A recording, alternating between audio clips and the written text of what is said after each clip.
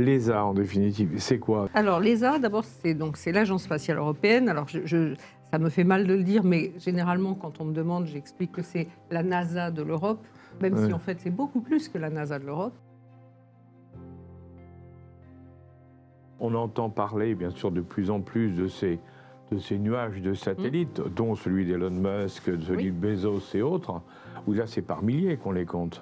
Comment ils font? Est-ce qu'il n'y a pas d'embouteillage? Elon Musk, qui est celui qui a le plus grand nombre de satellites en orbite actuellement, et qui représente la plus grande part des satellites lancés chaque année, se rend bien compte que, effectivement, tous ces satellites vont un jour finir, s'ils ne fonctionnent pas bien, s'ils ne sont pas exactement, je dirais, opérés avec précision, vont finir peut-être par se heurter, peut-être par faire ces réactions de création de débris en masse.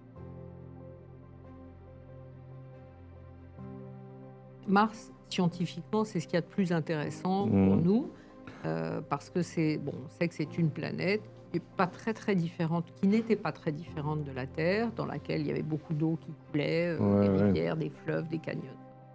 Et là, il n'y a plus d'eau, ou en tout cas, il y a un peu de glace, mais il n'y a plus d'eau liquide, on ne sait pas pourquoi. Et on aimerait aussi savoir si à l'époque où il y avait de l'eau sous forme liquide, peut-être une vie a pu se développer sous forme bactérienne, mondiale, mais on aimerait savoir tout ça. Puis je crois que si on regarde des missions habitées, il y a un aspect psychologique non négligeable. C'est que quand vous allez sur la Lune, vous voyez la Terre. Vous la voyez très grosse dans le ciel, donc vous n'êtes pas si loin de la maison. Quand vous allez sur Mars, on ne voit plus la Terre.